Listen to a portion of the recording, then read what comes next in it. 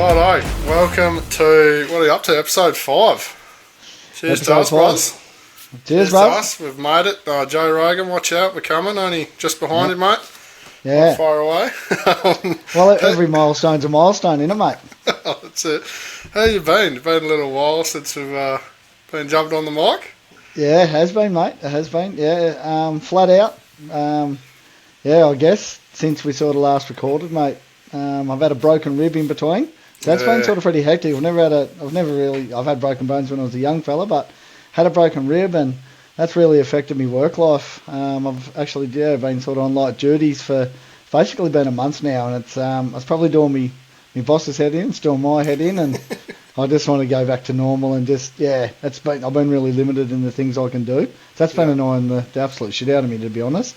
But outside of that, mate, got a bit of a trip coming up. I leave in a couple of days, actually. I'll leave it as a bit of a secret. Everyone will know once we get back. But yeah, that's going to be a sick trip. Looking forward to that with a few lads that I've never met before.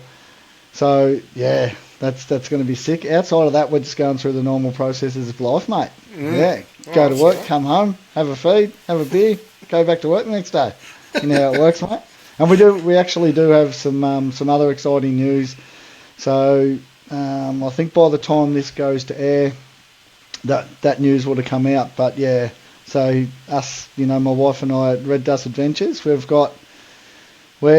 heading down to Perth in a week or two's time to pick up something that we've wanted for a long time, and we'll leave it at that. But that's pretty. That's pretty exciting. I've got a sneak peek of it. It was, I can say I approve. It's pretty sick. I'm jealous. As I reckon a few people will be, but must be pumped. Yeah, no, I am, mate. Absolutely pumped. And what about yourself, mate? Flat out. Well, as you know, I've had technology issues. I was editing my video and my computer just right at the end of editing a video, and computer's just like, nah, loader broke. So couldn't get into my computer, and then just before that did a collab, which they'll actually all be out. Finished editing it now. Last Minute Living did a bit of a collab with him. It's cool. Never really done a YouTube collab before, so it's different. It's cool to see how everyone does it a bit different, and so it's just finished editing just before this. So it should be out. So there's 2 episodes in Last Minute Living, and there's also another potty on Jokey Yarns coming out, so awesome. Got that. Got a sticker machine. Just organised a sticker machine, so mate, look out. We're gonna have some stickers flowing everywhere, guys. So awesome. Keep an eye out for that. We're working on some sick designs for you, and mate rates, mate. We're doing mate rates, you'd be good for it. Mate rates are double, aren't they? Yeah, probably. Probably. Yeah, no, it's keen as. And I do believe, mate, behind the scenes, you've been working on a fair bit of stuff, and a lot of stuff goes on in life, but you've got some other good news for us, mate, here at the potty. Yeah, so as everyone would know, me, I've got a YouTube channel, and I've worked and also own Devil Accessories, and I work with a few companies with that, and yarn to them on a regular basis, and they've decided to jump on the potty. So we've got my business, Devil Accessories. We're going to support this potty. Awesome. So that will, stickers. We've got a few products and stuff. Got Provoked Apparel. They do all our merch and stuff. So they're going to jump on board with us. And Annika Auto Care. We'll use their products. It's pretty sick. I hate washing cars. So it'll make it a lot easier, and I like dirtying them, but hate washing them. And also Renegade Grips, they're going to also jump on board. So big shout out to them guys. And absolutely, we were talking with Brad before. We don't want it to turn into a big ad podcast. Nope. We're not going to sit there ramming it down your throats every episode. But we'll try and more for you guys. We want it, so we'll try and I've got to have a yarn on, get some cheeky discount codes for you, so you can get stuff a bit cheaper. And also we'll try and get some free stuff off them for you guys, so do some giveaways and stuff like that. I don't think anything more you want to add to that, Brad? Oh, mate, look, at the end of the day, it's appreciated. I know they support you, brother, and they've been fantastic for you, and obviously Probably a lot of people don't know that you do have a little business on the side, Devil Accessories. And I think we should be promoting that. You're a bloke having a go, and the businesses you've just spoke about are the same, mate. You often talk about just how hard they work behind the scenes, and people that own small businesses, they work really hard, mate. We've got a couple of businesses in the background that sort of help us with Red Dust Adventures, and I'm working to get them involved, 100%. Because it's just about supporting the small business. It's not all just I think a lot of people think that it's all about free stuff and pumping people's names and all the rest of it. Free stuff's always good, let's face it. And that's why we're chasing beer sponsors. But in all seriousness, man, it's about exposure for these guys as well. For the small amount of people that we have following us, on this potty, but even through our other socials, mate. If we can get their name out to those guys as well, for small businesses that are having a crack rather than, going to the bigger businesses, I'm all for that, and I know you are too, mate. So, we can't thank them enough. And in whatever they put into it, mate, hopefully they can get something out of it. And, let's get behind them, everyone, 100%. Yeah, so we'll chuck their, I'll make sure I chuck their links and stuff, and we should have a discount code before we release it, so we'll chuck that in all your descriptions and all that, so you can check that out. And we've had good feedback from the last few potties. Episode 5, we've done a few now. We're veterans now. 100%. So, big shout out to everyone that's getting involved. And it's mainly been Brad, but I sort of, when I get a sec, I'll run through the messages and read them on with it. So, awesome to see the support, isn't it? Yeah, it is. And I think that's the whole concept. We've had a few people just send us personal messages, away from the page and stuff. Because not everyone likes to just sort of get amongst it and put their name out there, I guess. Some people are happy to stay anonymous, I guess. But the feedback has been, it's been cool.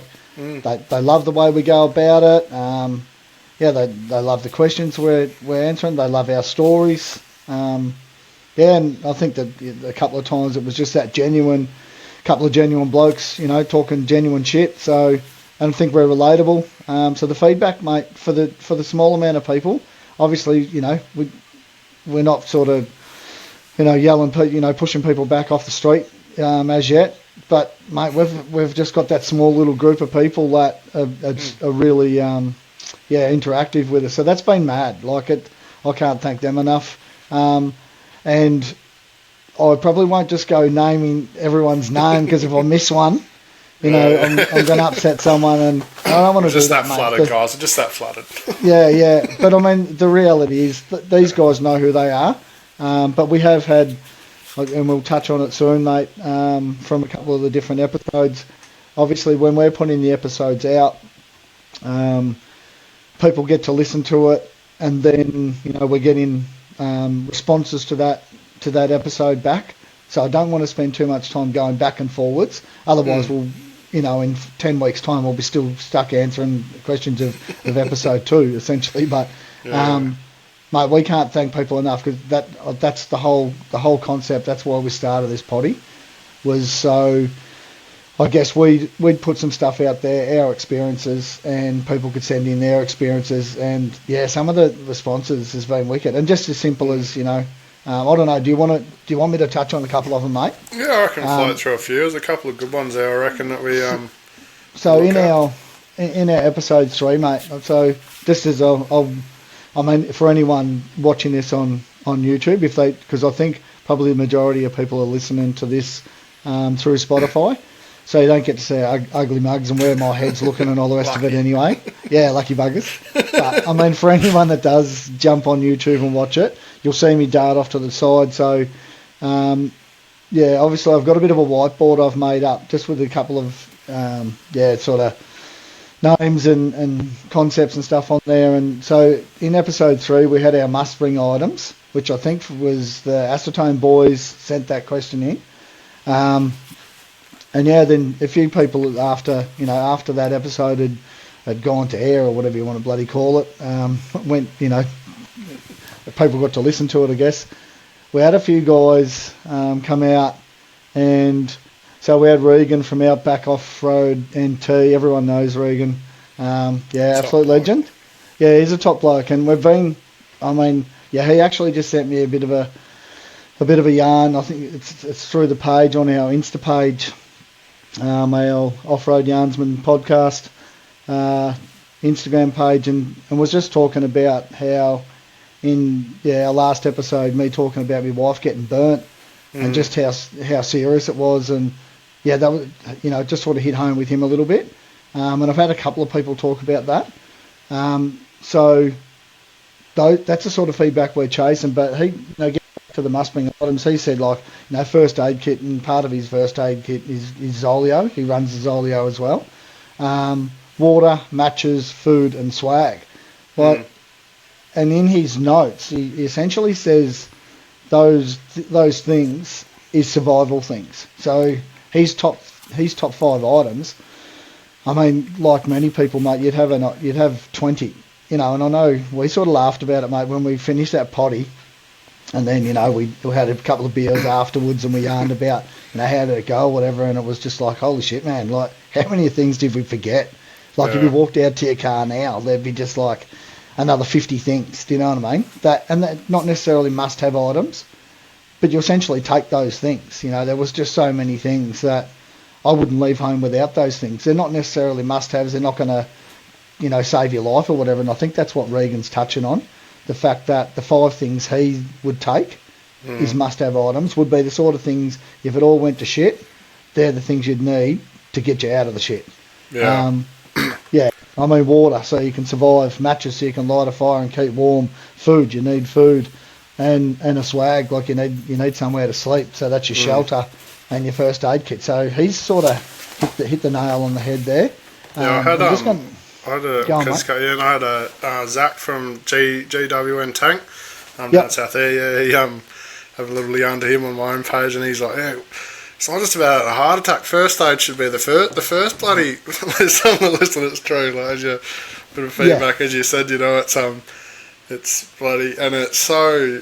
I'm checking my own cars now. I'm like, God, even just me daily, you should be having a first aid in that. You had a car crash or someone else has a car crash. It's quite important. But go on. What else have we got? 100%. So we've got Nathan from Wrong Turn Adventures. He's been really interactive, and I appreciate Nate's it's been mint. I've had some really good yarns with him through the page. So his number 1 was edge tools. So, your machete, axe, tomahawk, knife, multi-tool, just things that have got a blade.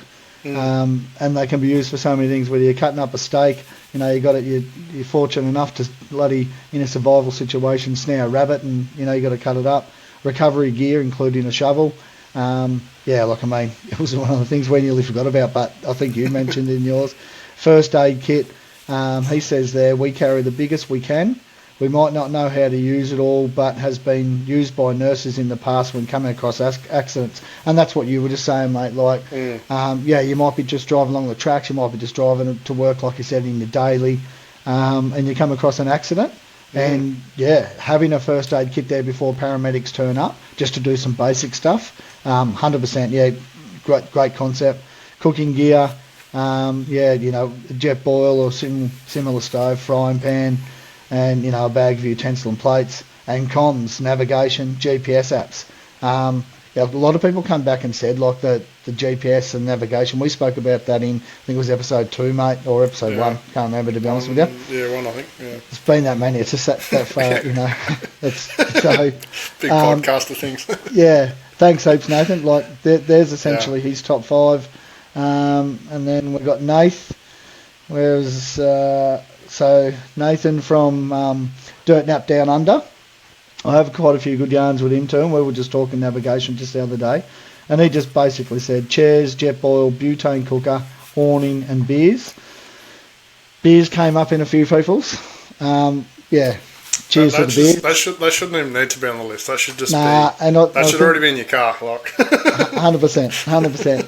But essentially he's saying the same thing, a cooker, a jet boil to boil water or whatever. A jet boil in essence, mate, if you get water out of a dirty creek or, it's a bit suspect and you don't have something like, a life straw or whatever, you can boil your water. So jet bowl's always handy. And who doesn't? I mean, as good as a beer is, mate, first thing in the morning you got to have a coffee, like a cup of tea or whatever you're running. Awning, so shelter, and beers, of course, beers. I did have, let me see if I can find this. I had another mate, but I haven't spoken to for quite a few years. And I guess you're the same, mate. When you have mates you haven't talked to for ages, and then all of a sudden they pop up, and you think, oh, well, he has been watching or listening or whatever. But yeah, he hasn't been. I didn't know he was. So he says the same. Ash Berry, his name is. So I worked with Ash when I first came over here to Port Hedland. Absolute legend too. A Toyota guru. Yeah, he spent a lot of time. He's a mechanic and very intelligent when it comes to Toyotas. Beers, car fridge, all good esky. The dog, swag, and some snags. Like, who doesn't just want a snag? Like, you can cook a snag over the fire, whatever. Pretty simple ones, but yeah, 100%. Thanks for that, Ash. Appreciate it, mate. Edge Tools. Who was this one? I can't even think of who this. Oh no, so that was Evan again from Old Luxie. He said first aid kit, PLB, lighter, water, tools. So he's essentially touching back on that survival thing. It's just those things to, we all want the other cool stuff and all the rest of it. I'm sure there'd be a beer in his kit there somewhere, but yeah, just essentially those survival things again, mate. Yeah, what have we got here? And then we've got Shane Oden on Shane Tolson, who's Shane Oden on Instagram. He said he's top 5. Hey guys, love the show. Other than essentials like first aid kit, food, water, etc., his top 5 are overfire grill hot plate, his jet boil, chainsaw, chairs, and bog roll. Like, of course, mate, I don't think anyone ever mentioned bog roll. Like, because there's nothing. I know growing up as a kid, all the lads that I grew up with, mate, no one had shirts on their flannies. Every flanny was pockets.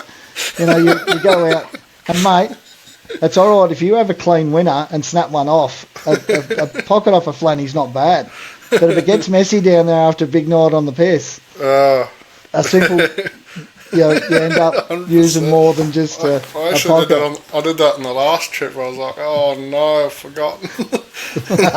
Yeah, it's lucky she wasn't shining in the morning, but just the wait.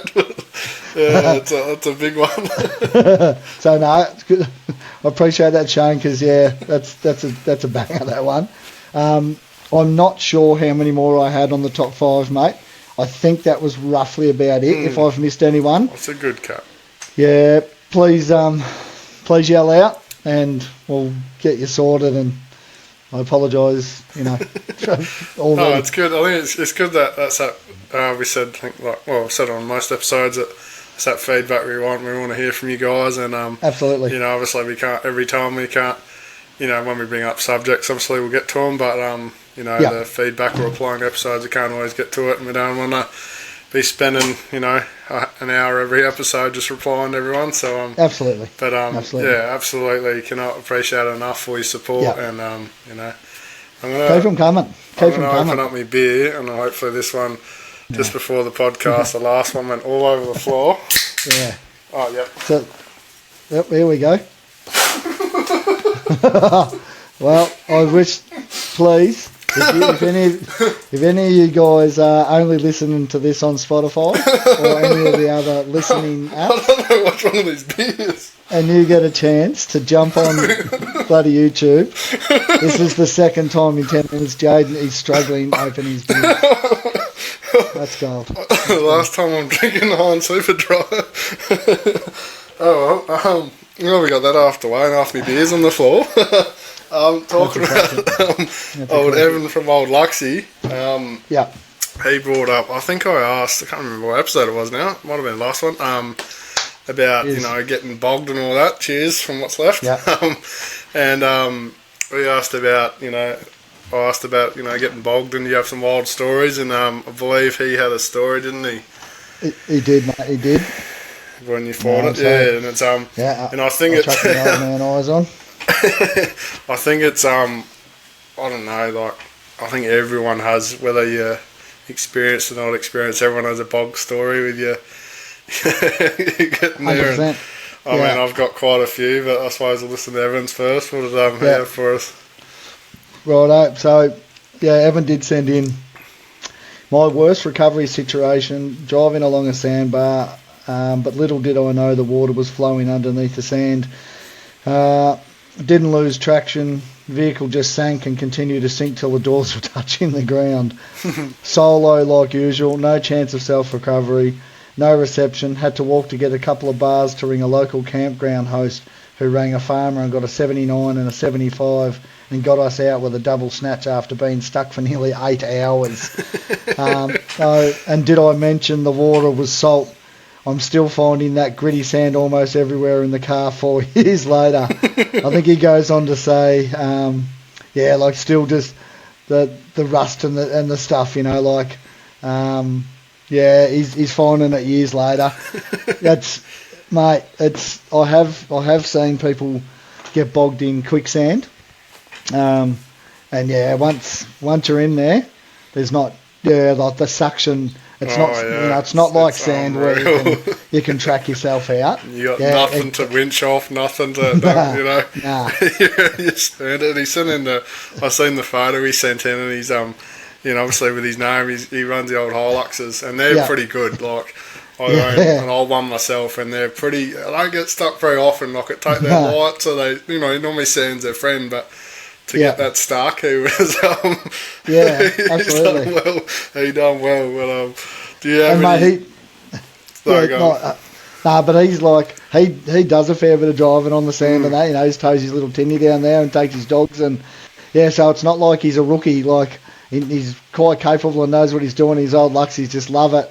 But just come undone where you're driving along and it's all good, and then it's like, holy shit, that's not what I was expecting. And then before he knows it, he's bogged to the arse. So, and when you're on your own, it gets, especially if the tide's coming in, it starts to get a little bit, how you going? And we've had quite a few down south here, because obviously our big famous beach, I guess you could say, down here is Yugarup, and it's a similar thing. You've got, it's quite a few beaches actually. You've got the river coming into the ocean, and you'll go across it a million times and it'll be hard as a rock.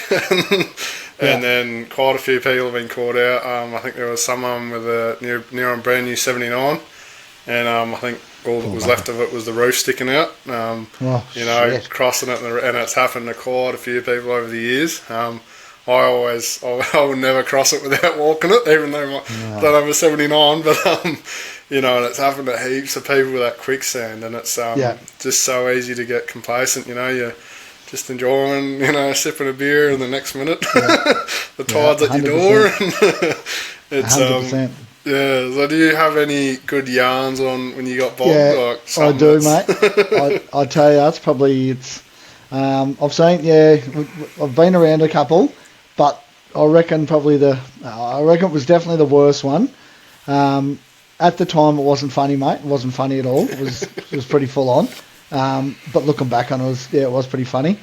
So many years ago, we were living on in Mackay on the east coast there, and I started a new job with this scaffold crew, and one of the lads there, just me and him just hit it off, like just become really good mates real quick.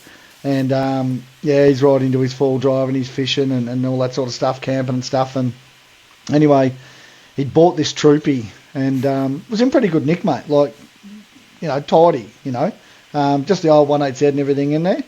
And just with one particular night, and back then, I had my old Hilux, and anyway, we'd knocked off work, and like the old Hilux doesn't have a winch or anything on it. We knocked off work, and my mate says to me, want to grab a box and we'll head down the Maroochy, and we'll go out on the island and bloody throw a line in, have a couple of tins of yarn and all that. And it's like, why not? Knocked off work, went to the bottle-o, went halves in a box. So this island on the Maroochydore River, obviously it's a tidal river, mate, and on low tide, it's basically you go across, so there's an island dead smack, and so there's a big part of the river and then an island and then just like a little bit of an offshoot river, but it gets just as deep as the big part, just not as long, Anyway, so you can see where this story's going already. So we've grabbed our box and our fishing rods and headed across and just timed the tide right. And mate, it was barely wetting the tyres, but the tide was going out, so happy days. We've timed this perfect, just happened to work like that. Went across onto the island and a few tins, and anyway, we're fishing and on the yarn, like it's school night, so we're only allowed to have so many beers, and we're both driving. And we've had probably 4 tins, but just yarning, just flat out yarning, and got the line in, and it's gone dark, and all of a sudden it's like, it's 6:30, 7 o'clock or whatever. One more, that'll keep us still under the limit, one more, been there a couple of hours. Have the one more, and then we're just like, out of nowhere, you just notice like, holy shit, that water's getting close to the cars. We're not even looking at the water, but we're sort of watching the water because we've moved our rods and stuff. Yeah. Anyway, it's like we're forgetting that we've actually got to get across it. Like, we're just thinking we're on the mainland. Anyway, it turns out we did a Yui. We, go to head out, and this river we've got across, bud, was pretty deep. Like, it was like well over my tyres, probably to the bottom of my doors and my Hilux, 33s, 4-inch lift. And he's got the troopy just running 31s, standard lift. And anyway, he's like, you go first, and you'll be right, happy days, no worries. So I drop in there. I'd already put it in when we drove across the first time, just, I don't know, me being me, because it was like I was going across a river, I'd already locked the hubs and I'd put it in high range, drove across there, so I was in full drive. He hadn't. He just drove across there in two-wheel drive, it turns out. Anyway, so we're in there. I drop in. I go across this river. Not too bad. Like, got across there pretty good. And then anyway, he drops in, brother. Let's drop, because it's a bit of a drop in. He drops in, bogged, two-wheel drive. And like, in that panic, he gets, and it's like, it's pretty deep. It's a little bit deeper on the troopy. He gets in the panic, just like buries himself in a tidal river, like incoming tide. That's like, holy shit. And I don't know, mate, I would have been, that little section of river, I reckon would have been 30 to 40 metres, I reckon.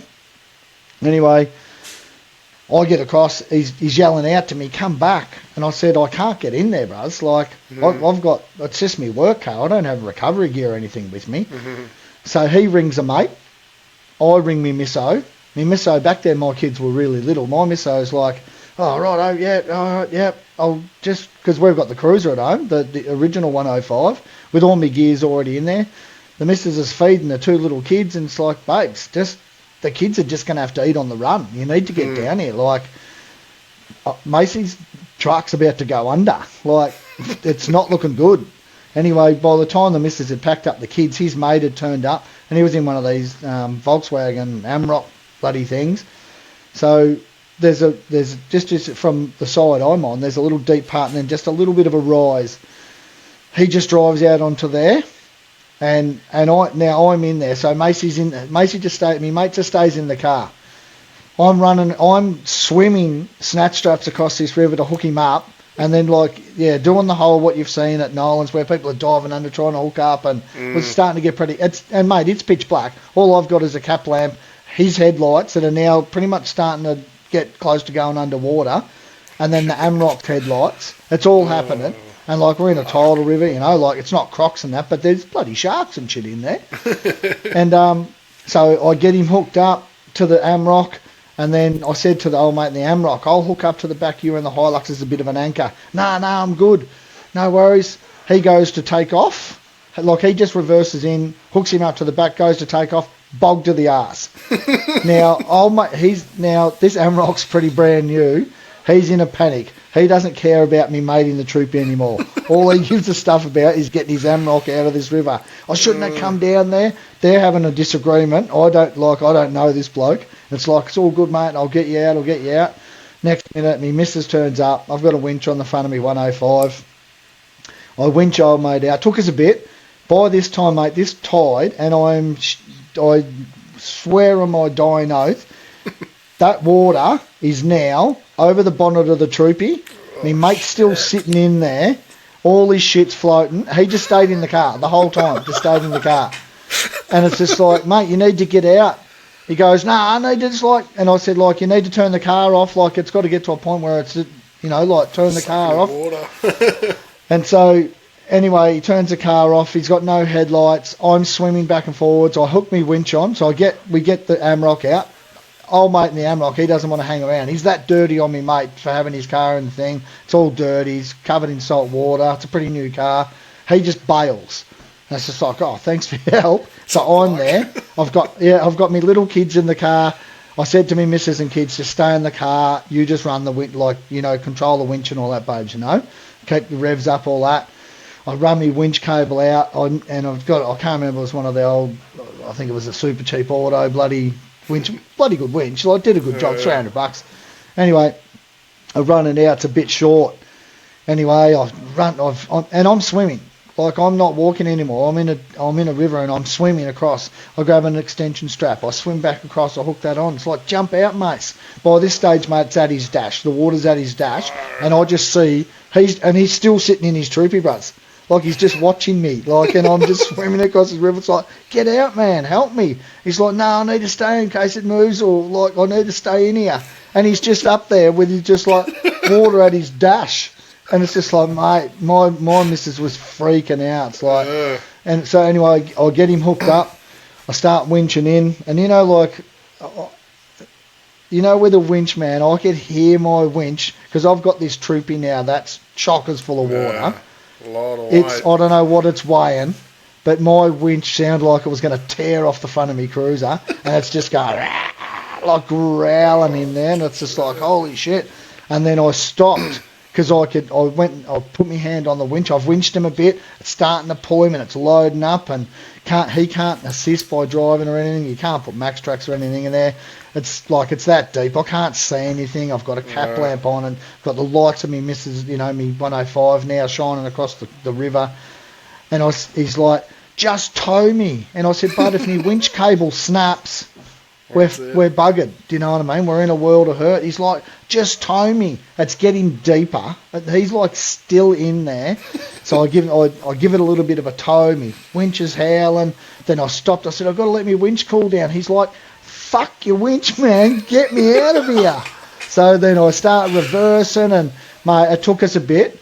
I'll give him a bit of a tug, and then the water sort of loosened up. He got out, and I basically got to an end where I'd winched so many metres, and I just said to the wife, get the kids down in case something snaps here. Steel wire back those days, man.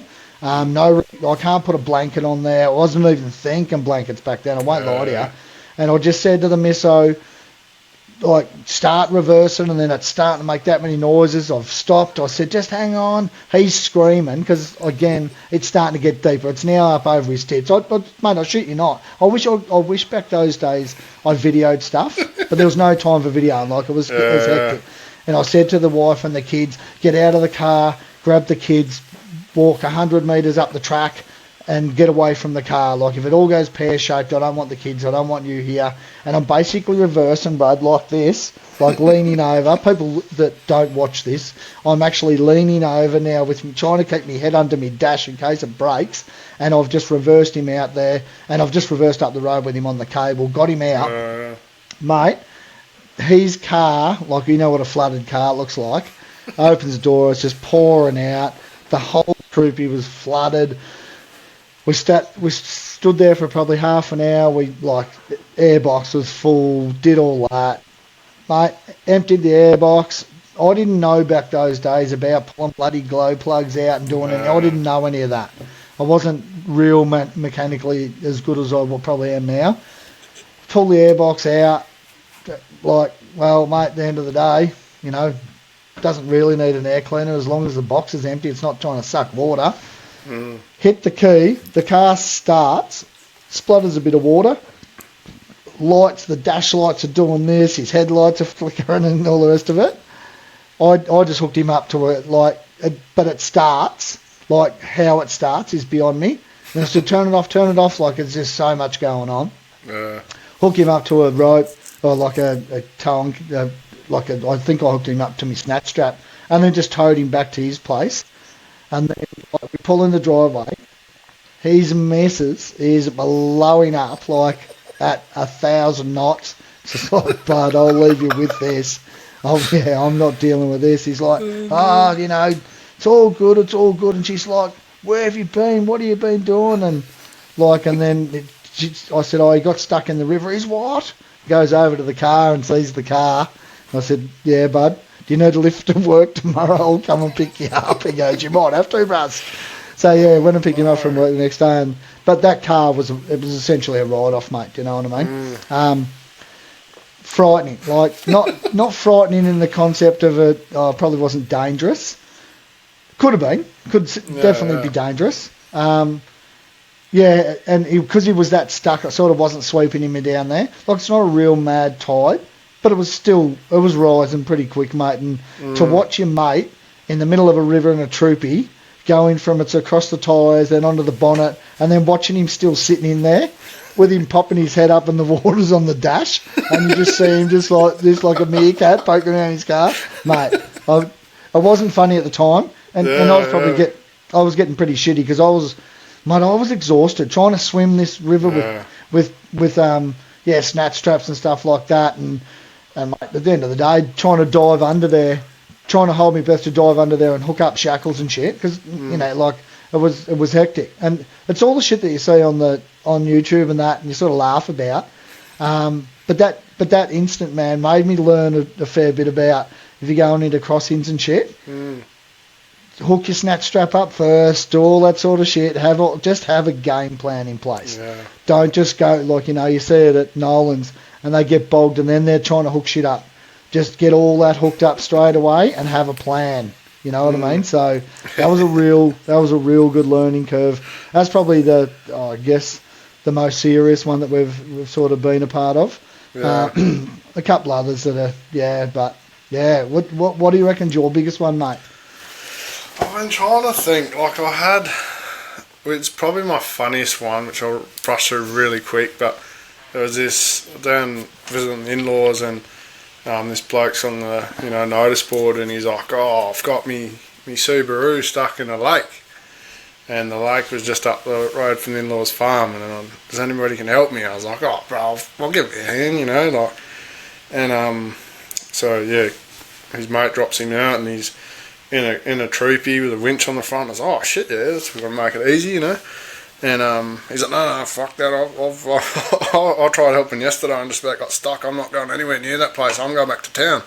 Yeah, no worries. And so brother-in-law was like, you can come out just in case. So I had my N70 shot out there, and then what did he bring? I can't remember if he bought his 75 or his 105 chopped ute, and got out there, and this bloke, his backpacker, gone through the gates. Like, you're not allowed in the lake, like this specific lake.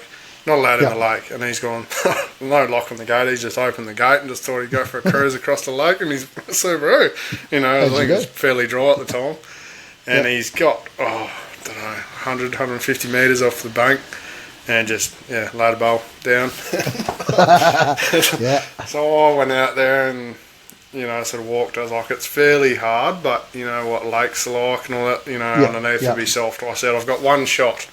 Shot at pulling you out. If I don't get you in the first pull, I'm going down.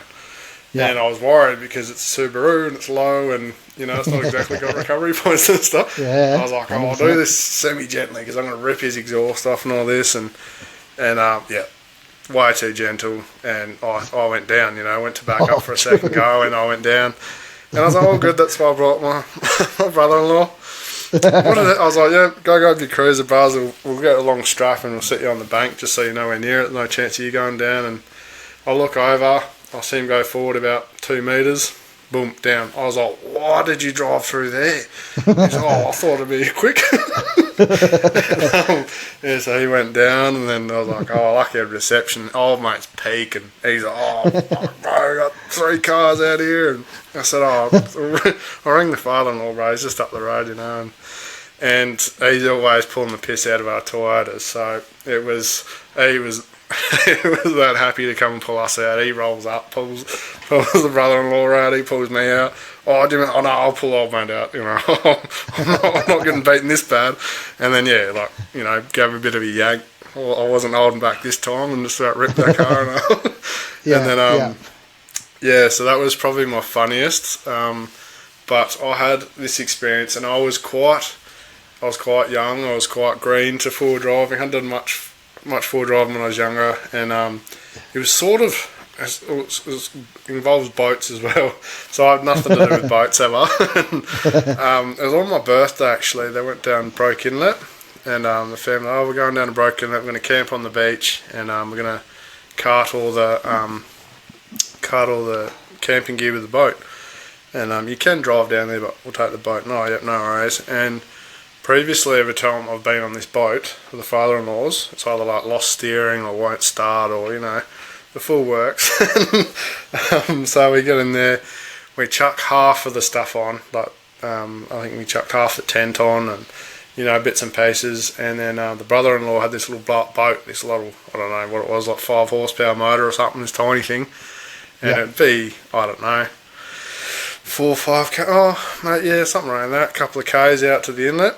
So you pull up at the huts, launch your boat, and you cruise to the beach. And we got down there, and me and the brother-in-law just got soaked. Like, it was just quite windy, and so we were launching this little blow-up boat. We decided to go out on that, and just got absolutely drenched. And the bigger boat, he's gone out, and he's kept hitting these sandbanks to hop out and push it off, and he's trying to knock out these sandbanks, and we were just having a ball with this is fun, just getting absolutely drenched in this blow-up boat. And we got out there and unloaded the stuff, and father-in-law was like, alright, well, I'll you guys stay here, start setting up, and I'll take the boat back and grab the rest of the gear. Like, yep, no worries.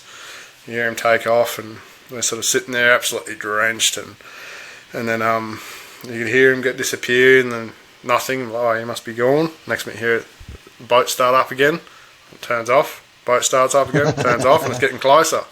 And we're like, he hasn't gone back. It's been way too quick, and he's on. This motor start off, on, off, on, off, on, off. Finally pulls up. Like, what are you doing? He's like, I must have sucked a heap of sand in the motor, and it's just glowing red, this motor. And he's like, no way we're getting back to the car. I was like, oh, shit. What are we going to do? We didn't have the food, didn't have the tents, didn't have clothes. Most of it was back at the cars. Like, we'll take this blow-up boat back. And no worries, jumped in this blow-up boat. And so myself, father-in-law, and the brother-in-law jumped in. And this is probably a 2-man blow-up boat. Like, it's not huge. and by this time, it was because we got there at dark, so by this time it was starting to get pretty dark, and we didn't think about bringing torches or anything like that, I think I had my phone with me, maybe, and so I've set off don't worry guys, we'll go get the rest of the tent and the clothes and the food and all that. So we shot back within 5 minutes, boom, motor cuts out. What bullshit. The hell's wrong with this? And we're like, you got a torch? Nah, you got a torch? Nah. I got my phone torch and get it out, sort of lift the motor up. Someone's put a fishing net across the river, didn't they? Across the inlet. So we've driven straight into it and wrapped all around the motor. So I got this blow-up boat that's barely big enough for 3 of us, with the motor in the boat, trying to untangle this fishing net. And we got that on, and we finally got it on, hooked the motor back on, started it off, and then by the time this is pitch black, we could not see a thing, and we could just see this little light, and we're like, surely that's the huts where the cars are. And same thing, we're hitting sandbanks and trying to get around these sandbanks with a blow-up boat, just couldn't see a thing. And finally rocked up back there, checked the motor, there was no fuel left. We just made it back. Didn't have oars or anything, just full rookie spec. And, so we had a 100 series cruiser with a boat trailer on the back, and my wife, she had this Suzuki Vitara, I think it was, but full city spec, low as, small tyres, the side steps are just about touching the ground, and so we're like, alright, we'll go with the 4-drive track in, and we've gone along and quite soft, And again, like I said, I was not experienced at the time. You know, I've done a little bit of four driving, but nothing like crazy to think about lines or something to keep myself getting bogged that I was so low. And as soon as you get on the track, boom, there goes the Vitara straight down. I'm like, shit. Like, so I think, I think the first time we unhooked the boat trailer, pulled us out, and all it was just bottoming out. Like, the ruts are too big for it and nothing crazy. Yeah. And so we did that, then, a couple hundred metres down track, boom, I'm stuck again, flashing the lights. He'd always take off. And we're having a couple of beers too, as we're going along. And, as you do. It'd take him like 10 minutes to come back because he hasn't realised I've bogged. And so he'd be reversing this this boat trailer all the way back, and he'd pull us out. And then we'd probably got halfway, 3/4 away, still getting bogged, bottoming out. And then this time it was probably nearly midnight. And so it was taking us hours to get in. And we were over it and we're like, we'll just hook the boat winch up to the car and it just needs a slight tug, instead of unhooking the boat trailer. And I said, I'm thing that attached to the boat winch and give it a little tug, boom, snap the boat winch clean off the boat trailer. No way. And we were just sat there, just defeated. Hey, we were still soaking wet from the boat. And it's just so tired. It's midnight, had a few beers, and so we just picked the boat winch up, threw it in the bush. I'll deal with that. Come back on the way through. And, just kept going, and I think we just ended up hooking a strap to the back of the boat trailer and kept pulling us out, and got to camp. I think about 2 a.m. I think.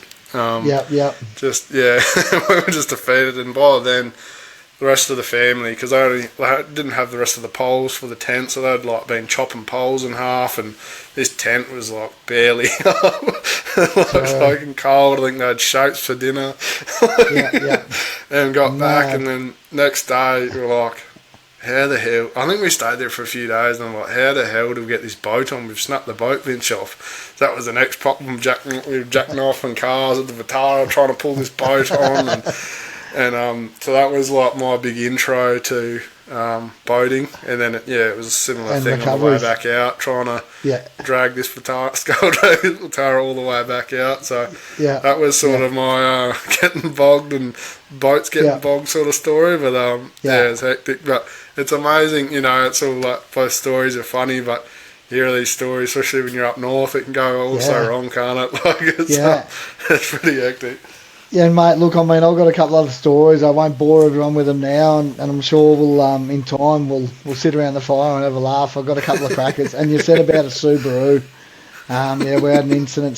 That lad that had his troopy in the river, we had an incident where, a bloke had got bogged sideways trying to launch a boat in a Subaru, and that's a story for another day, but it's it sort of as you said, the Subaru, it sort of made me laugh going back to Brendan's message, his phone call message about the old Subaru and the Birkenstocks and stuff. That same thing, mate. It was we helped our mate, but I tell you, that was a bit of, to be honest with you, there was a bit of natural selection on that one too, where it's mate, you're on a beach, it's soft, you've gone down to launch your boat, I don't know why, but instead of reversing his boat down to the water, he drove straight down and went to do a U-ey down there as he got closer to the edge and bogged sideways. So, I've got a couple of more, but I could sit here for 4 hours and tell you about them. But I think too, mate, we say we want to hear people's stories. Everyone's just opened the Pandora's box. Crackers.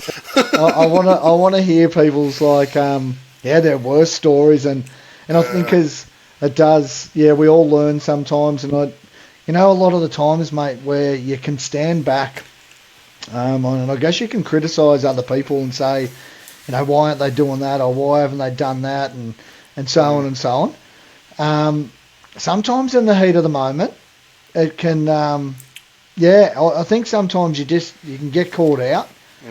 Where you're just doing shit because yeah, you're doing stuff that you probably wouldn't if you just took a breath and did it properly.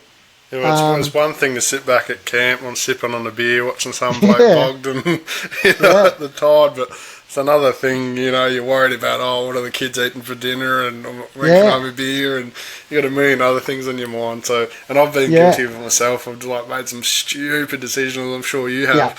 But it can add so badly that, possibly losing a car, especially with insurance these days, it doesn't cover getting swallowed by tides or anything, 100%. And look, and I think the biggest thing is, mate, please, for any of you that are out there listening, definitely send in your worst stories, and we can touch base on, those in future episodes. But I think the biggest thing is, I remember years ago, man, hearing a story about a young girl that got killed by and I think it was it could have been a Subaru.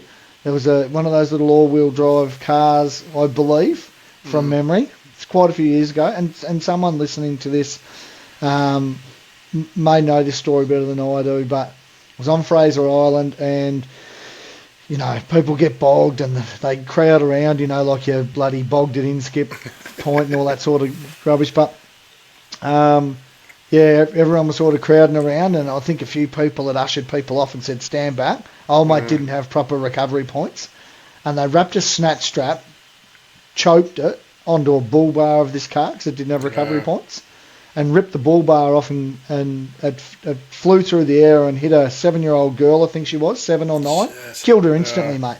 And I remember watching it, and I remember Fee and I, it certainly wasn't 20 years ago because, it was probably 10 years ago. I don't remember how long ago it was, man. And I remember just looking at Fee, and we lived on the East Coast down in Fraser Island. We'd been there a couple of times. Or, not Fraser Island, not far from the Sunshine Coast, Teerwa Beach. Was at Teerwa Beach. And we used to go there all the time and see people bogged in. It was like the scariest thing, man. Again, I don't want to sort of dramatise everything, but kids getting hurt. I don't want to see anyone get hurt or killed or anything. It's not what it's about. But man, seeing kids, because as an adult and as a parent, you are fucking responsible for your child to get your child to a safe place and keep them safe out there because they don't know. But it's amazing, and that's not hacking on that person. It's just, man, there was some dumb shit going on that day, and the fact that, I guess, no one sort of stood up and said, hey, what do you reckon? We try something different, or is there something else we can do? Can we dig the car out a little bit or whatever? Mate, they can turn pear-shaped. We can laugh at a few of these recoveries, Evan got out, and your recovery, enemy mate's recovery, and a couple of the other recoveries we've been involved in, and I'd have a list of them, mate, and I can't remember them all off the top of my head, and I'm sure there'll be plenty of people. There's some funny ones where it's just like, holy shit, it's bogged to the arse, and we're only going down for a fish, or we're only just going up this track to have a look, and all of a sudden 8 hours later you're still winching yourself out.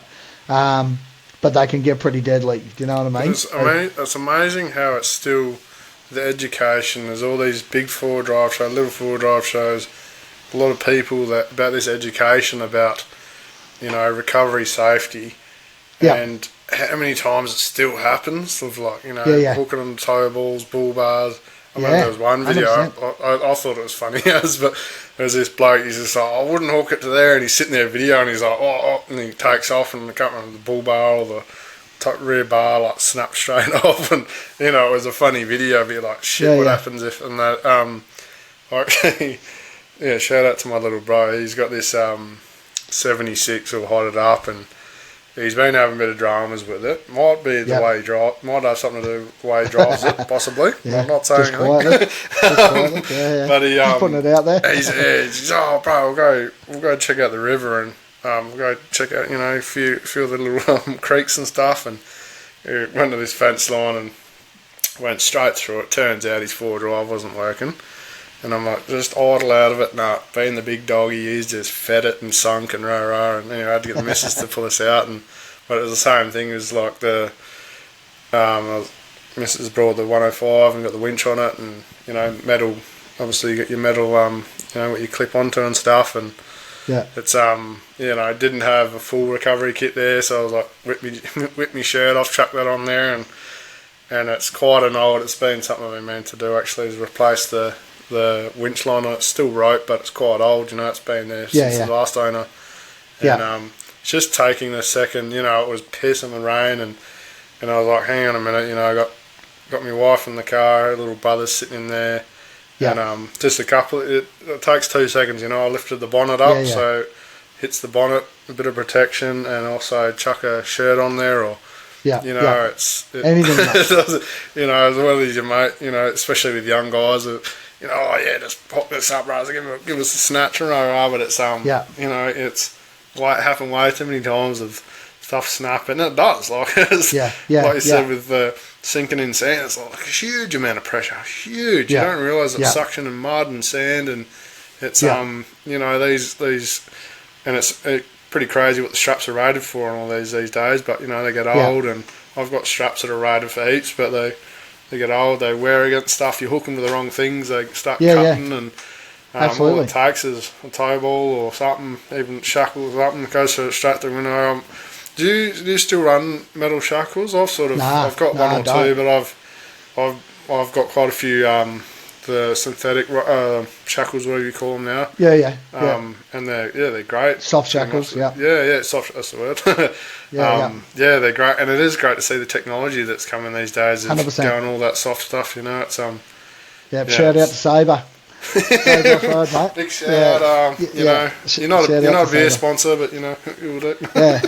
And look, to be honest with you, mate, we use Sabre gear, and full disclosure, when we bought the quad bikes, brother, I hit Sabre up. I just reached out to Sabre to ask them, because a good mate said to me, when we bought the quad bike, he said, man, up here on the Pilbara, so many soft riverbeds, and you get caught out real quick. And the first quad we bought, my one's got a winch on it, so it's like, he said, man, grab yourself a recovery kit. And he said, oh mate, get on eBay, and I'm not there's certain things I'll use eBay and Temu and all these sort of places for. Certain things I don't. And recovery gear, essentially anything that can save me life and just be real, needs to be A1 when you're relying on it. They're the sort of things I go to the best in the business. And I reached out to Sabre, Australian company, and they've got everything you need. Love them. And just said, like, do you make recovery kits for quad bikes? And at the time they were doing like a prototype thing, and they sent me out a prototype kit. Yep, sick. And then sent me out another one once their full kit came out. But man, like the full little baby winch ring, little soft shackles, everything, all soft gear, but like on a baby scale. So one thing I didn't know, man, and I'd love to know whether other people know this or what their thoughts are. Again, I say it every time, and I'll say it at episode 50. I'm not an expert. Yeah. I'm just, and you're not an expert. We're not full drive trainers. We're just people that have done it, and this is what's worked or hasn't worked for us. So we're sharing our experiences and our knowledge. We're not saying if we say we did that, don't copy us if it's a bad thing or if it's a good thing. We're just telling you what happened. So, I remember someone telling me ages ago. So I bought 2 snatch straps. Before we went to the desert, I bought, I think, say a 15. So I bought a 9,500 kilo snatchy and a 12,000 kilo snatchy. So I had it in my head that, and I don't know, mate, it probably seems really simple to some other people, but it probably didn't to me. But so I thought, heavy cruiser. Like at the end of the day, I'll just buy it's going to be real heavy. I'll get the 9.5 for, just to get it, but I'll get the 12 ton one for when we do the Simo, because I've got a heavy car. And then someone I don't know whether it was someone from Sabre, someone told me that when they told me, it was like, makes absolute sense. If you've got a car that's not that bogged, and it weighs 2 ton or 3 ton, and you're trying to pull it out with a 12 ton snatch strap, the snatch strap doesn't actually work. Yeah. Because it's designed to load up. I'm not saying it's got to be to that max tonnage. That's not what I'm saying. I hope this comes. I'll probably get shot for this, but the reality is, man, a 9,500 kilo one is designed to be able to. That's your braking strain. But then I think they've got a threshold of 3 or something like most rigging gear or whatever does. But if you've got a light vehicle and you're trying to, it's just like a tow rope then. It's not a snatch strap. It needs to have that right amount of weight for the elasticity to work or whatever. I thought of that, eh? Yeah, and I didn't either, mate. Yeah. So I don't know. So I essentially now, we run that 12,000 kilo snatchy, and it's like a rope, man. It's like it's a soft rope, a synthetic rope, just like your winch cable, just a bigger, and mate, again, shout out to Sabre, mate. Their gear is sick. Like the sheet, like the sheeting on there, it's so good. Their gear's brilliant. All colour coded and stuff. Simplifies it. But we run that 12,000 pound snatchy. Just runs in the toolbox of our quad trailer, or your camper trailer or whatever. So if you're bogged to the arse with a 4 ton, 3.5, 4 ton Land Cruiser, Nissan Patrol, D-Max, whatever the case may be, with a trailer or a caravan, or that's what you use. Use your big bastard. Yeah. When you're just in your car and you're not that bogged, or even if you just are bogged, use your 9.5. That's my understanding. Again, I'm not an expert, but that's how it was explained to me. Because you're likely to probably, especially if you try and use it as a snatch, you'll end up probably break something. Yeah. Because you're basically just going whack. Do you know what I mean? And it doesn't. Shock. Yeah.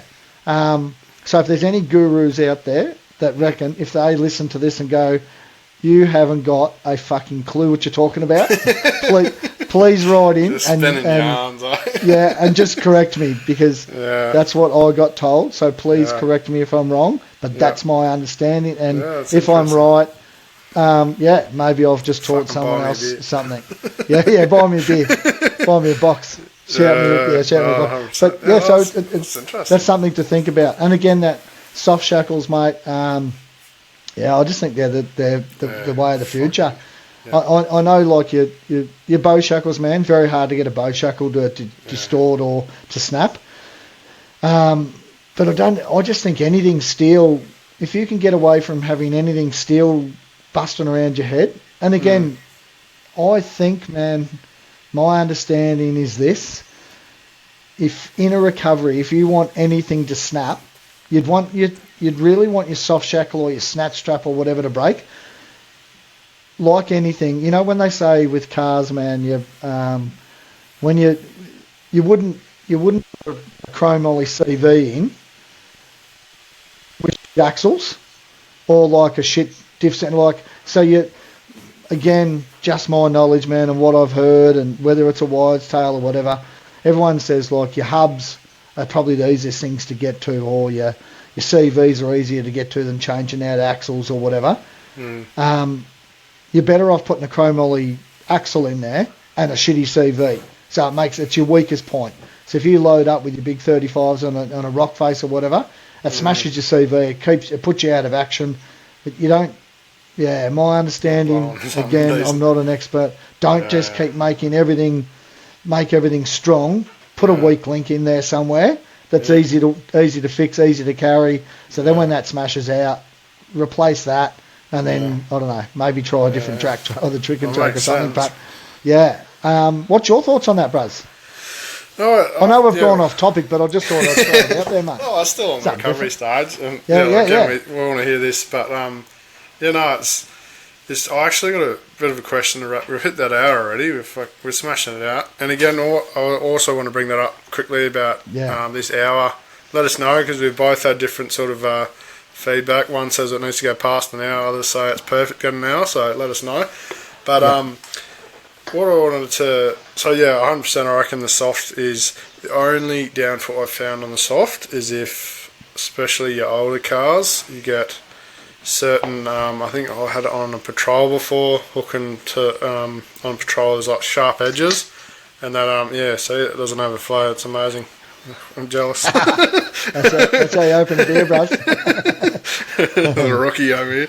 But I had a question for you. So I've got a 1982 Hilux, and it's no recovery points. I don't think that was even a thing back then. And I actually got a recovery point sitting there to put it on. But if I get bogged and you roll up there, no recovery points, what are you hooking to? I've got a bull bar, I've got a tow bar, obviously you got diffs and stuff. What's your go-to?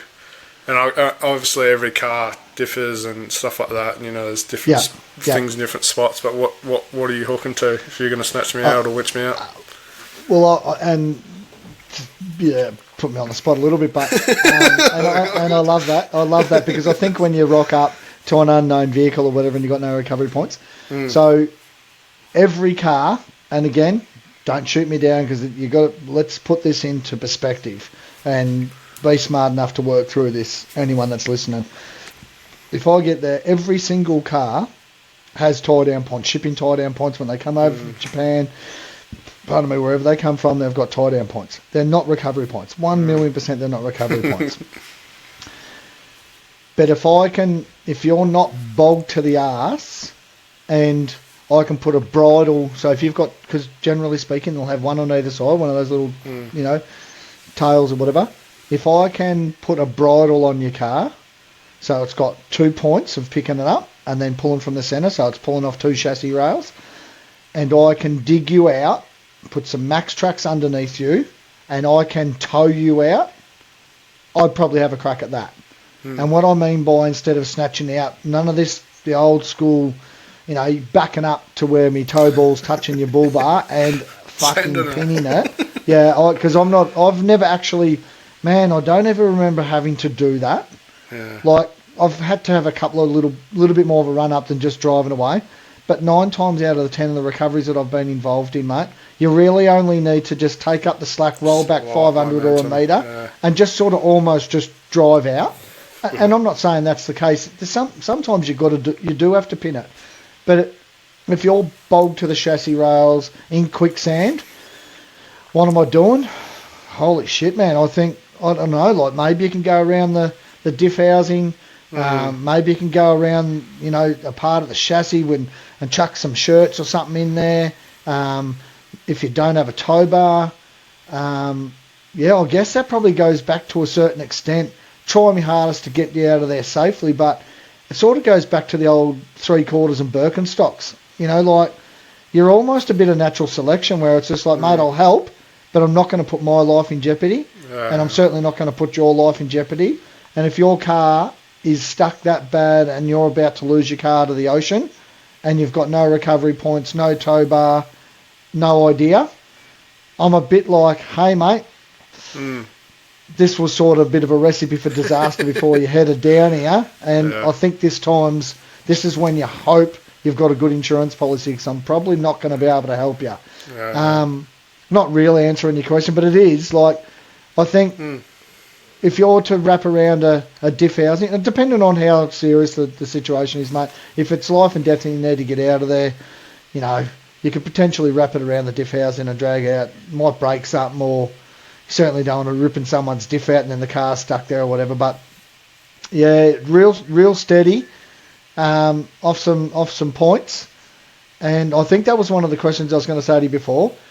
Like we talk about, your top 5 things that, the question gets asked all the time, brother, and maybe that's another question for a future episode, or people can throw it in there now when they, what's the first, let's say 5 things, not that you take with you, but what's the first 5 things you're buying a full drive, stock standard, what's the first 5 things you do? A lot of people talk about tyres, lift, all these different things. One of the first things you do in your full drive is put recovery points on it, in my opinion. We can start another episode with that, mate. But just have recovery points, because, man, like a set of tyres, look, if you're going to go off-road, get rid of your highway tyres. I don't really care whether you run all trains or mud trains. That's a choice. There's pros and cons with all that sort of stuff. A lift, mate, like a lift's handy. A standard 2-inch lift and a little bit of a bit of an oversize in your tyres, going from a 30-inch tyre or whatever, you go into a 31 or to a 32 even or whatever. You'd be surprised where you can take cars or whatever.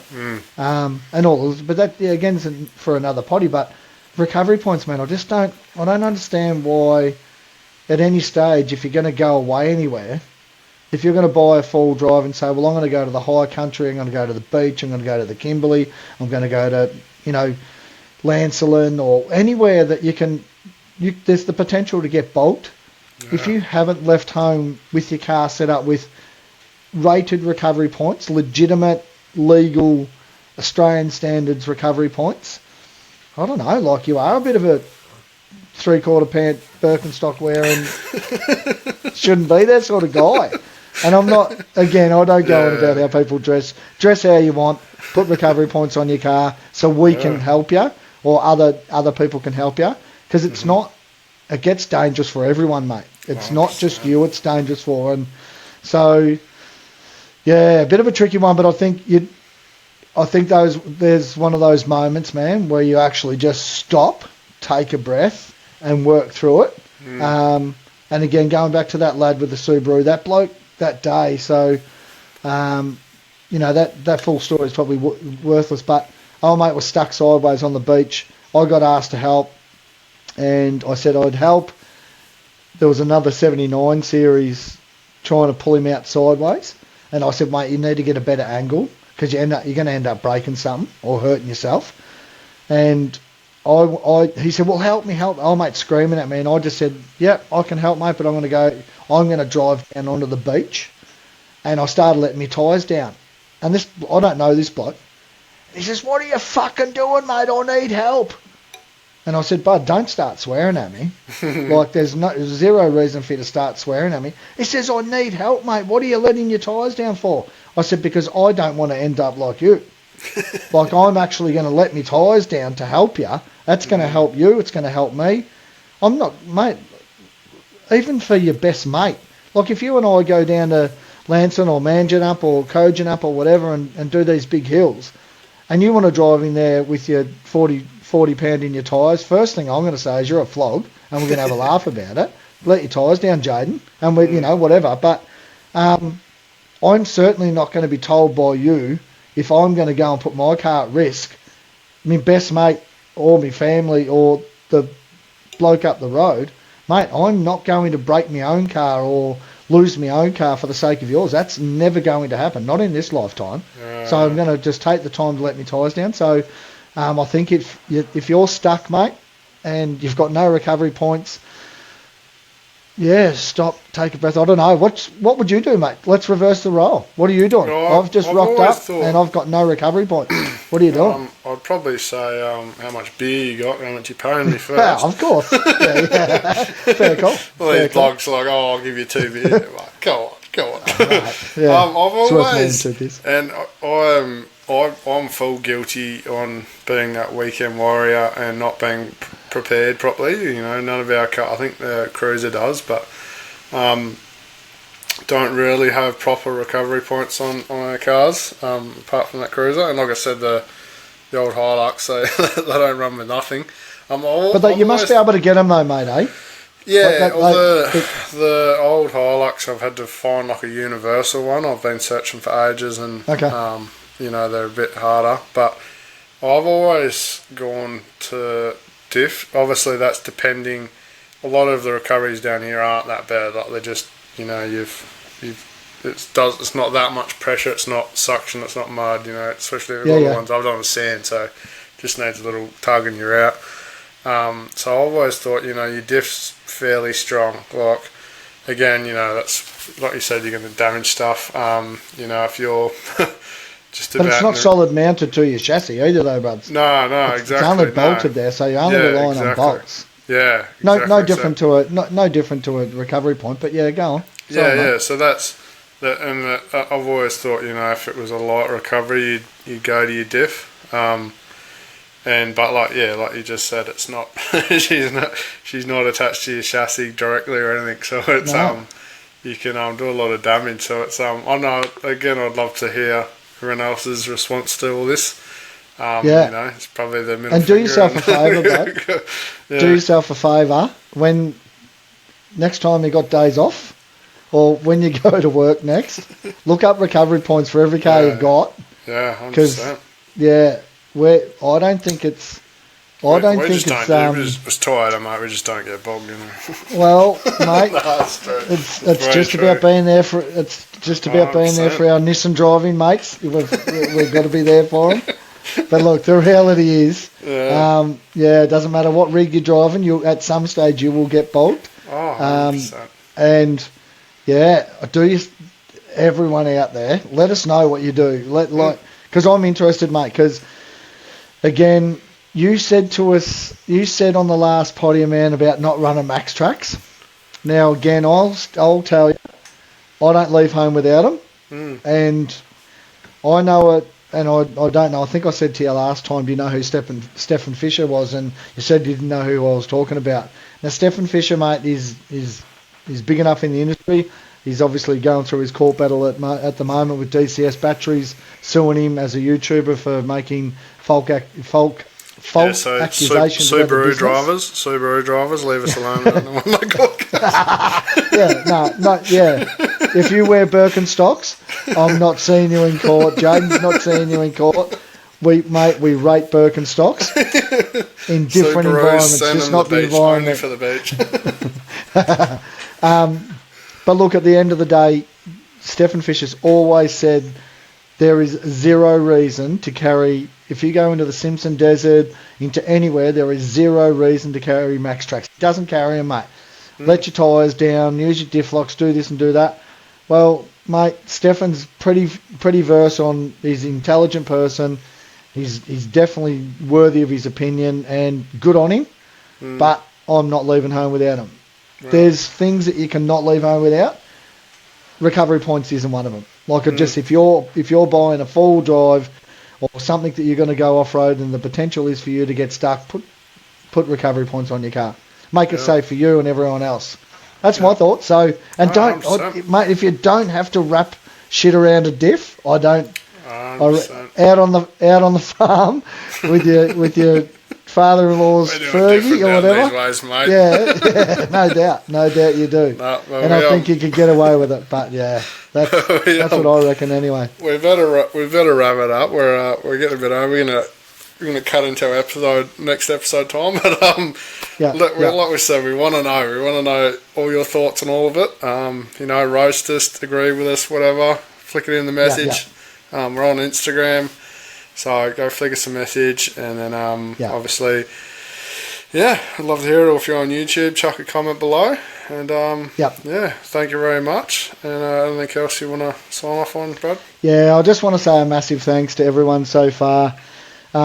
Please bring I'm hoping that you guys will just jump on the Insta. Obviously, we're all new guys, so we're sort of, again, we're not beating you off with sticks with questions and all the rest of it, but we'll get there, mate. And I say it, for the last sort of 5 episodes, mate, feedback's key to it. So if you think we talk too much shit, tell us.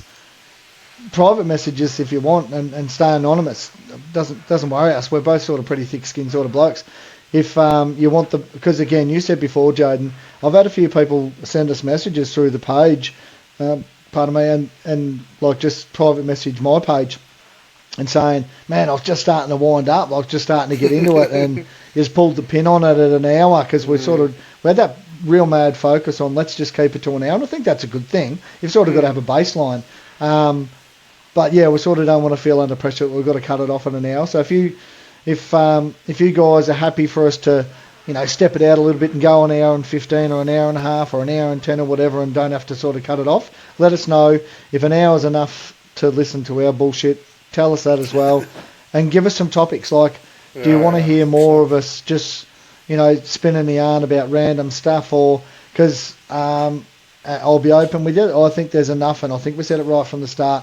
There's enough podcasts and people out there talking politics and COVID and the world, and this old love that wants to just go and represent Australia and break dancing or whatever. If you want to talk about that sort of stuff, There's 1,000 podcasts out there and 1,000 other people talking about it.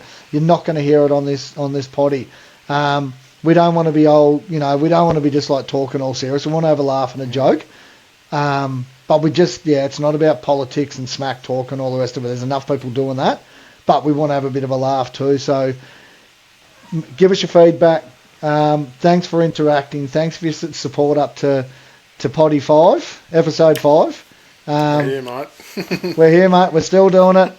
We've got a long way to go. But, thanks, everyone. Thanks to the guys that I read out their names before for their interaction through... we've had a couple of comments on our YouTube, obviously with our Spotify and the other platforms. Yeah, we get to see the downloads, but we don't get any feedback or whatever. But we're loving it, man. We've been getting some, man. Like the other day, I think we looked and on our last episode, I think you would like day 2, and you said to us, and for us guys, this is huge. But I think you'd rang me and said, "Hey man, we've had like 150 downloads," and man, that's amazing. Like for us, we're at episode 4. We're new to the scene, and no one really knows us, and we've had 150 people, but download it, whether they've got 3 minutes in and said flogs or they've listened to the whole hour. Doesn't matter, man. We've still got people that have got an interest in it. So. Yeah, thanks heaps to all the people that have read out and all the people that are supporting us. And thank you, man. Thanks. Good to see you again. It's good to see you again. It's good. And mate, just again, to if you want to read out, again, it's not about ads and all the rest of it, but if you want to just read out the guys that have jumped on board, and a big thank you to them, bud. Sure can. Old Devil Accessories myself.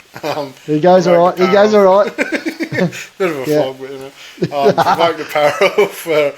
You can either get their branded merch or they'll do custom merch. Anarchy Auto Care, if you're like me and a tired ass and you don't want to wash your car, or they also do the other end where you can make your car look shiny. And Renegade Grips, or you're replacing your grips inside your car, and they also do dog leads and all that sort of stuff, so go check them out. And thanks for supporting us, guys. Good on ya. Cheers, brother. See you on the next one. Episode 5. Cheers, Good on you, legends.